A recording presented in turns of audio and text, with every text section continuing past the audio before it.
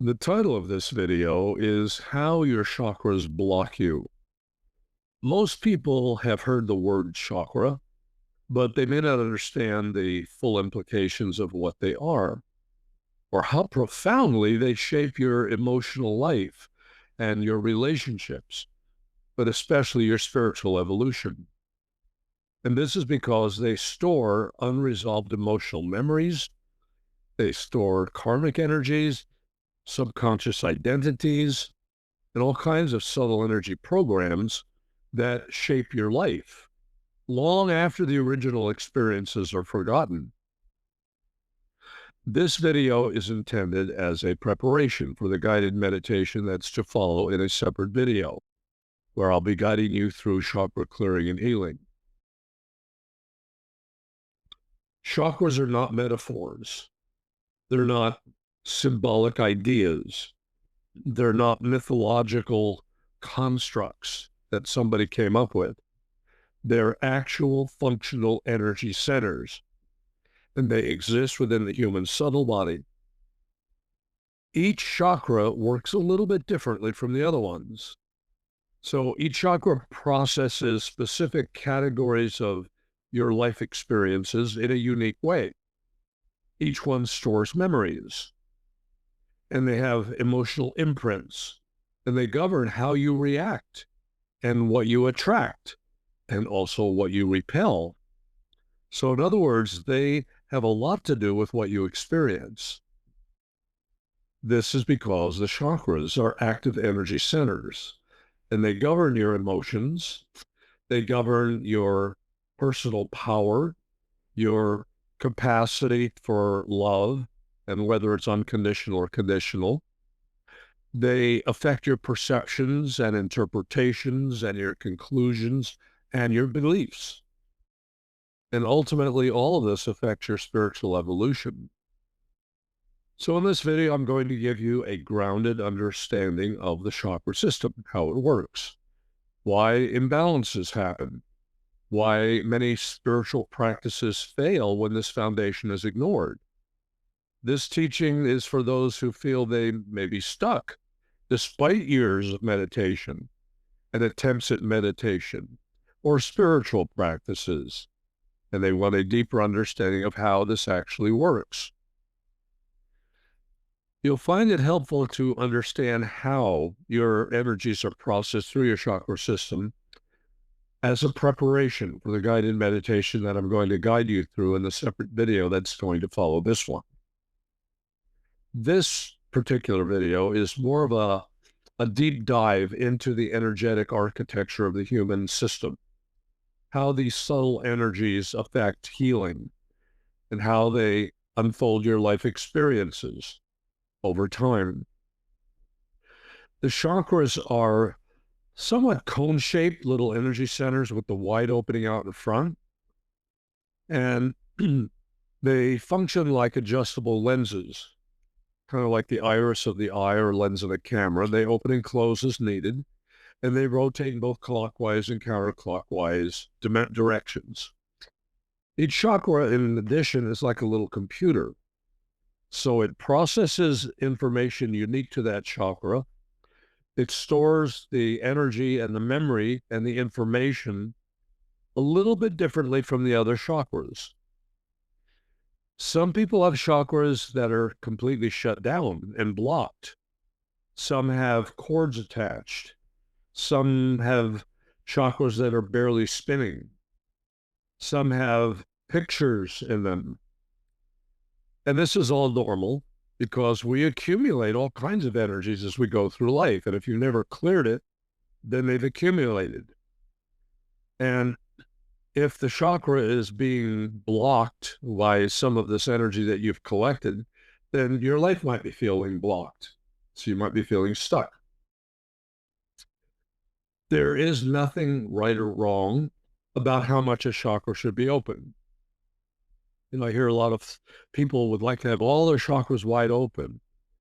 Well, that may not be the best idea. If your chakras are 100% open, you can become quite vulnerable to receive the kind of energy that each chakra processes. So Unless you're in a situation where you need a particular chakra wide open, you shouldn't force it completely open. If the chakra is held at 100% open constantly, you might be flooded, picking up the energy of all kinds of people that you're around, and it just overwhelms the chakra, and you'll have some difficulties because of that. So, for instance, if the heart chakra is wide open without any kind of protection or boundaries, you don't just feel your emotions and feel emotional, but you start picking up what everybody else is feeling. So if they're suffering, or they have heartache, or they're suffering with betrayal, or they have deep grief or sadness, or some other kind of emotional pain being processed through their heart chakra, you might start absorbing it. Now, another thing I want to caution you about, because I run into this quite a bit with people who are starting on a spiritual path and they want to open up their chakras and they want to raise the Kundalini energy from the base of the spine upward. If you have not previously done some work to clear the negative energy stored in the chakras, you could end up blasting your chakras suddenly and have a surge of energy that activates a lot of painful memories and patterns, things that maybe even happened to you in past lives. And if you push the energy through them, it could release all of these things, maybe like a bunch of the death patterns from previous lifetimes. This could create a lot of anxiety. It can be very destabilizing to your energy in general. And so it's really important that you work on clearing the energies before you work on bringing the Kundalini up. When an intense energy is pushed through blocked chakras, it doesn't purify them. Rather, it activates everything stored in them all at once. Now, what if in the chakra there's a lot of stored energy that's traumatic or from abuse or suppressed negative, horrible memories, unresolved emotions, other kinds of painful patterns, maybe even from past lives? Well, this can result in you having a panic attack or anxiety attacks, emotionally feeling flooded with all kinds of reactions and disassociation and breaking down. And so this highlights why chakra clearing really needs to come before you try to force energy raising practices. So I suggest that you spend some time to clear the chakras before you engage in practices where you blast your chakras and your energy system with surges of energy. All right, so let's get into examining each of the 7 major chakras so you'll better understand yourself. Your first chakra is also called the root chakra, and it is the foundational energy center at the base of the spine. It's located basically in the lower part of your abdomen. It's a little bit more forward in women than it is in men, but it's in the lower part of the abdomen. And it opens downward, whereas chakras 2 through 6 open through the front and back. So it's a little bit unique in that way. And information is processed in this chakra with regard to your finances, your security about finances, your feelings of physical safety, your career stability, how influenced you are by groups, and that includes your family. In other words, how you were treated as a child and what you were taught as a child. If this chakra is closed or clogged or contaminated with negative energy, you're likely to live with insecurity and fear, such as a fear of not having enough, fear of becoming homeless, fear of losing any sense of safety, or a fear of being excluded or abandoned. The stabilization energies that can be processed through this chakra can include attaching a grounding column from your first chakra all the way down to the center of the earth. And I've explained this in other videos, so I'm just going to go through it quickly here because there's an effective use to grounding. And it's a pretty simple thing to do. It actually doesn't take more than a few seconds to do it once you get used to it. So you use your imagination and your intention to visualize sitting on a tree stump. And it connects with your first chakra, which, remember, opens downward. And this tree stump goes all the way down to the center of the earth. And there it has a strong root system connecting and anchoring you into the core of the earth. Now, this does a number of things. It automatically helps keep you in present time. It also helps to keep you fully in your body. I find that a lot of people are somewhat out of phase with their physical body.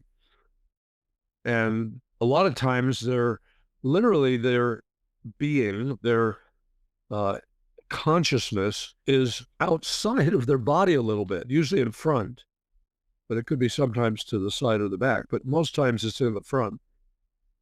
And even if it's out just a little bit, it can make you spacey.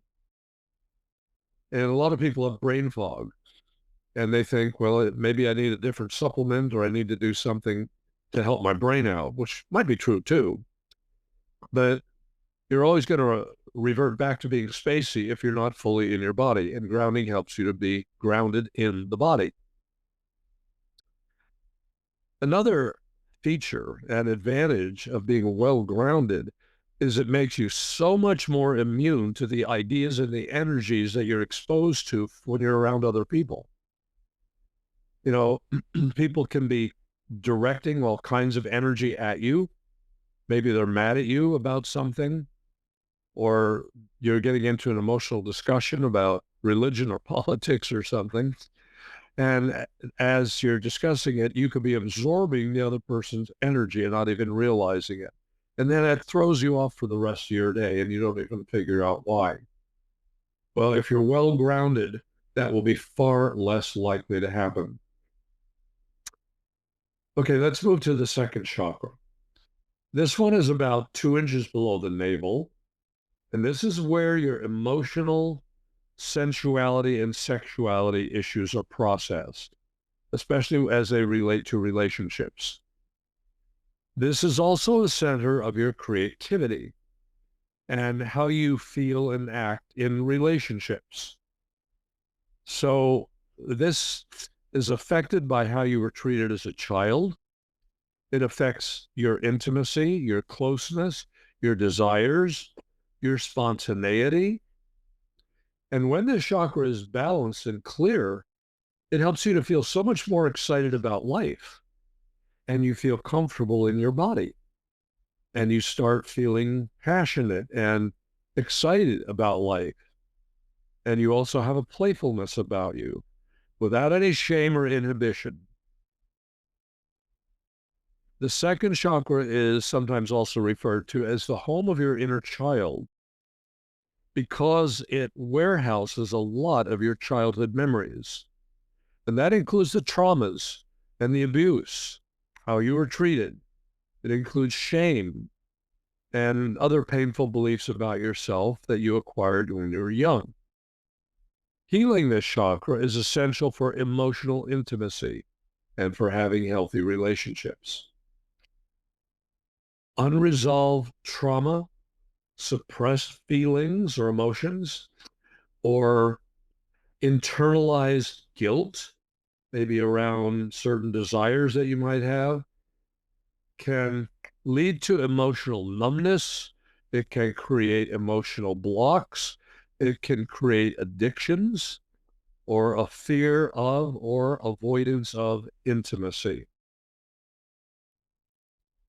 The third chakra is approximately at your solar plexus, and it is the chakra where most people have issues to clear because it warehouses and processes your strongest memories and emotions, such as guilt, anger, hatred, fear and panic, anxiety, worry. And it also holds your self-image, which is composed of your conscious and subconscious beliefs about yourself. And that has to do with your worthiness or what you deserve out of life and your self-confidence. And that affects your ability to succeed. Your self-image is housed here at both a conscious and subconscious level. So if this chakra is congested, life feels like a constant struggle. And even some spiritual people just absolutely bypass or ignore this chakra. In fact, they ignore the three lower chakras, which is why they remain stuck. And it appears they still have karmic things to work out rather than being what you would consider to be a completely enlightened person. So even though they might have a lot of spiritual practices, they can still be stuck. Now, the way you store energy in this chakra is going to shape how you relate to life, how you relate to yourself, what you believe to be true about yourself. So that can affect how assertive you are, whether you have clear boundaries, how you're able to say no, whether you feel guilty or not. And when this chakra functions freely and clearly, your boundaries are natural and your self-worth doesn't depend on other people's approval. Issues in this chakra often reflect deeper psychological patterns. So fear of judgment can be internalized, criticism, blame, helplessness, hopelessness. And these are the kinds of things that are stored in this chakra and also processed through this chakra. So this can lead to self-doubt and indecision, sustained questions about your worthiness or unworthiness. And these all go into shaping your personality. Your subtle energy forms your beliefs about yourself. That makes your self-image. That's all that you believe to be true. And that's what fuels what you're going to attract and what you're going to create. So your self-concept and how clear you are on these emotional issues is going to have a major effect on your life and your future. Physical energy can be stuck in the chakra too, and that can show up as feeling very stressed. You know, like you might have knots in your stomach. It might have something to do with your digestion or stress responses, because the solar plexus overlies and overlaps the gut. So it's the body's emotional processing center. And this is why you might sometimes feel butterflies in your stomach if you have tension or you're in a new situation or you feel nervous about something. And this is a stress response due to emotional tension, fear, or stuffled desires. Now, on to the fourth chakra. This is your heart chakra. It houses how you see the world, other people, and yourself. So this is where you feel grief, heartbroken, betrayed, sadness, and how open you are to intimacy and love. It's also where you can make the easiest connection with your soul. And this chakra is known to be associated with love in all of its forms. So compassion and empathy, your ability or level of forgiveness, and the ability to connect deeply with other people as well as yourself. A lot of people close down their heart chakra, thinking that it's going to shield them and protect them from being wounded by relationships. But what happens when you put up a wall? Well, it may well keep other people's at arm's length. It may keep people from getting too close who might hurt you because you're afraid of being hurt naturally. But it also creates an insulation around you from all people. It doesn't discriminate. So these emotional walls don't just block the source of your pain, they also block your ability to connect with some things that you want to have. A blocked heart chakra can manifest as emotional withdrawal, fear of being vulnerable, resentment, jealousy, envy, and an inability to trust. That is, to trust life and maybe other people. You may have heard the phrase that a sad story pulls on a person's heartstrings. And that might sound like a metaphor. It is also revealing something very literal. And this is that we connect with other people's heart chakra through energy cords that keep us connected to those that we have an emotional connection with. Cords can go into any of the chakras, and they can also go into the organs of the body as well. But if they're not cleared, there's going to be a continual transference of programmed energy between you and the other person that is defined by the nature of the relationship or the reactions that you've had with that person. So it is important to clear off the cords. And I've explained in other videos that you can do that with a violet tornado. The fifth chakra is in the throat. It's basically below the Adam's apple. And it has to do with your communication, naturally enough. Communicating with other people, but also how you communicate with yourself. What do you say to yourself in your own mind? What do you believe about yourself? Maybe you even talk to yourself. And what is that communication like? Do you put yourself down? You think, how stupid, I did that again. Or I'm so forgetful. Or I'm so clumsy. Or I'm always doing dumb things. Or I'm just not lucky. Or I don't feel truly worthy to win or to succeed. What thoughts run through your mind about yourself? Well, those are processed through the throat chakra or the fifth chakra. So everybody, pretty much everybody, has inner voices. There are exceptions. But everybody has beliefs about themselves, and they have thoughts about themselves. And these voices are usually like recordings of memories, and they can keep you locked into whatever the beliefs are or the conclusions were about whatever the event was that you have some commentary about. Much of the inner dialogue that you have consists of recorded memories. And these become internalized voices of authority figures and unresolved emotionally laden stories and memories. If this chakra is blocked, people have a hard time speaking, or they may clear their throat a lot, or they may say, well, you know, or they have other forms of blocking their expression.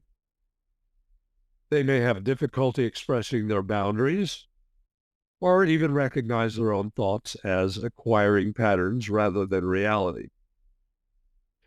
You see, people are very susceptible to believing something they've heard repeated over and over. This is how your subconscious mind becomes programmed, the primary way. There are other ways, but anything repeated, especially if it has emotion content, it makes a deep impression in your subconscious mind. So that can work for you or against you. If you're real excited and happy and feel positive about manifesting something, that's great because you'll energize the thoughts, the pictures that you have in your mind about that. But if you're thinking negative thoughts about it or thinking like, well, this won't work for me, I'm never able to get things to succeed, you're going to sabotage yourself. And this is why the news that you run across on the internet or through your television repeats a lot of similar stories with similar or some of the same language in the choice of words. This is a lot of times using language that has been tested with groups to see how people are going to react to certain terminology. And this happens a lot in politics, but also even in religion. There's like a whole language each religion has. And because it gets repeated over and over again, it becomes part of your vocabulary, the way you express yourself. But it also creates filters of the way you perceive reality. So you're always viewing your experiences and life through a lens that has many filters attached to it. And you believe what you believe, probably because you've heard it over and over again, whether it is true or not, or factual or not. An everyday example of this is in advertising. There's actually a rule of thumb advertisers use is to keep exposing you to a sales pitch at least 7 times, because studies have shown that if you're exposed to an advertisement repeatedly, up to 7 times or more, you are much more likely to take some action and buy the product. So you might see it 3 or 4 times and you just go past it. But as you keep seeing it, you're going to become more likely that you're going to react positively to the advertisement. If your fifth chakra is blocked or stuck or programmed with negative beliefs, it can manifest as fear of speaking up. It might even make you stutter or hesitate or censor what you're saying. In other words, you second guess yourself. You limit what you say. You bite your tongue. You swallow your words. Or you even lie in order to fit in. Your beliefs are not the result of random thoughts. They are a result of stored patterns, conclusions that you've come to that have lodged in the subtle energy field in or around this chakra. In some cases, a blocked throat chakra can manifest as a chronic sore throat or TMJ, jaw tension, or a thyroid dysfunction, reflecting the body's attempts to process unprocessed or unresolved beliefs and feelings. When this chakra is not blocked, you're able to articulate your thoughts and feelings honestly and with clarity. So this is not only about speaking outwardly, what other people hear. It's also about your own communication inside, your self-communication. So everybody has this internal narrative, what you tell yourself about who you are, what you deserve, whether you're a good person or not. And when the chakra is clear, you're able to express your needs and your beliefs and your opinions without reservation. You are an attentive and interested listener in conversations, and you're able to engage in authentic dialogues rather than being guarded or being defensive. So this is an important chakra, and it affects you in how you communicate with yourself and others. The sixth chakra is in the forehead, right between and a little above the eyebrows. It's called the third eye because it is where you have your clairvoyant vision. Now, I've seen several videos on the third eye. I have also done some videos just on the third eye and clairvoyance if you want to pursue this more deeply. But it's through this chakra, the sixth chakra, where you see mental images of a person's energy field. And it's usually connected with the third chakra, which engages some kind of an emotional response to what is being analytically run through your sixth chakra. This sixth chakra processes images, intuition, symbolic images and representations and understanding, and subtle energy perceptions. And it quite often works in tandem with the third chakra. And that's what supplies the emotional reaction to what the sixth chakra is processing mentally or analytically.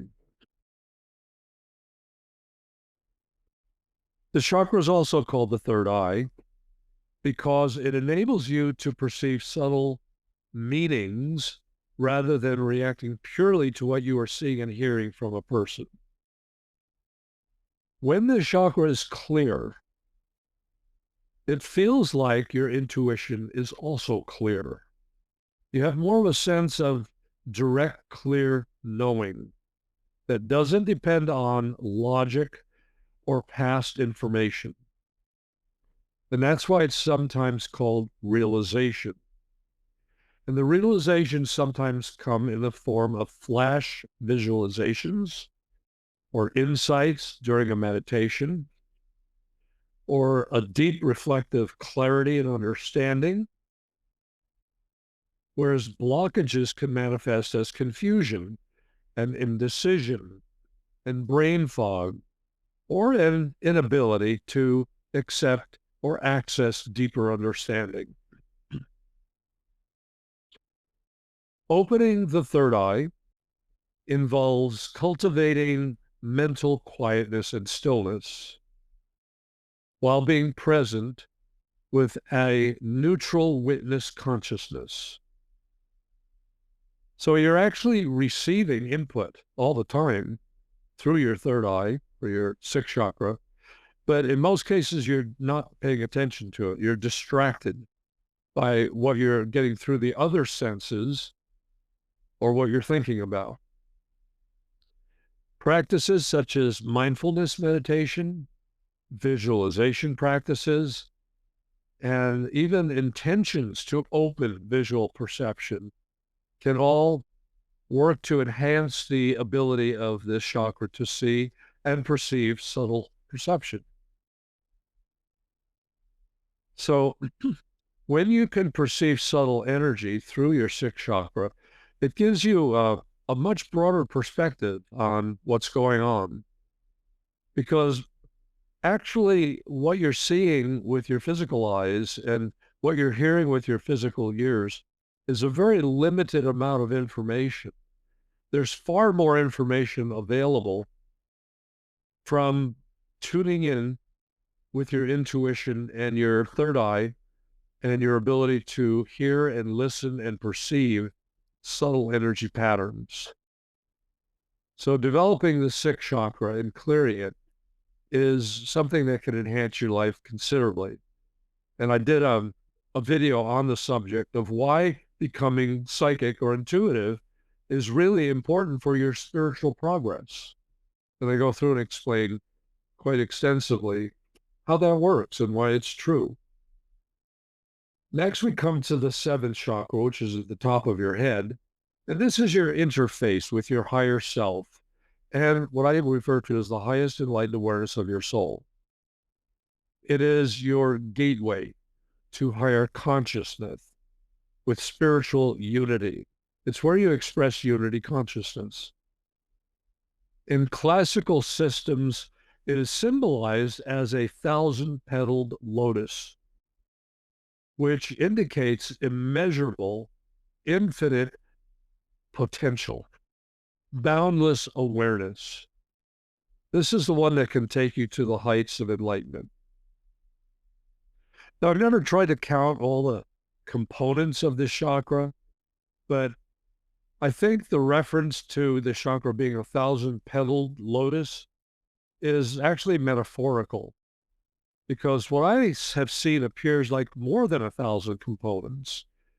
But regardless, there's a huge number, and this chakra is usually conceptualized as a disc on the top of the head. But I can tell you from personal experience, it can expand a whole lot larger than just the diameter of your head. It can expand very significantly more than this. Sometimes there are what are called guru cords from some spiritual teachers who are using their influence to keep a hold on their students, to control their lives, to manipulate them, and actually siphon off some of their energy. And some guru-type teachers are clever enough to trick their students into thinking that they are making free will decisions, but they're actually being processed through what the guru either tells them to do or strongly influences them to do. Now, if you haven't been a devoted student of a guru, you probably don't need to worry about this. But if you were, you're going to want to remove any cords from that guru or the guru's organization, even if the guru is no longer alive. You want to reclaim your free will. You want to eliminate any programming. If you were never deeply devoted to a guru, this likely does not apply to you. But if you were, reclaiming your spiritual sovereignty is essential. True spiritual connection empowers independence, not dependency. And many gurus encourage and even use psychic means to create dependency on them as an intermediary to your enlightenment and connecting with God. When the seventh chakra is open and clear, it fosters deep inner peace, spiritual insights, spiritual awakenings, realizations, a connection to your life's purpose, a sense of unity consciousness, as opposed to ego separation, isolation, or abandonment. If the seventh chakra is blocked, it can come across as feeling cynical, confused, or feeling spiritually disconnected, feeling like I can't reach God, God doesn't feel real to me, I can't connect spiritually. To distinguish myself from gurus, I see my role as simply offering you information. You can use it however you want to. I don't tell you what to do, how to do it, or what you need to do. I'll suggest some things that I found that are helpful, but you have free will. So you should take the information and use it. And don't look to me or anyone else for that matter to run your life. I'll give you my opinion, my perspective, but that information is for you to use. And then use your own power to make your own life decisions. There are other chakras, sometimes referred to as minor chakras. You find them in the palms of your hand, your elbows, your knees, the soles of your feet, and even some other places. They're called minor chakras. And sometimes when you run energy, it makes use to use these other alternative minor chakras because you can use them to clear any blocked energy. So I think this is sufficient general background on the chakras to prepare you for the chakra meditation to follow in a separate video. So at this time, if you're ready for the meditation, You'll want to make all your normal meditation preparations by locating yourself where you won't be disturbed or distracted. And I know that some people like to recline when they meditate.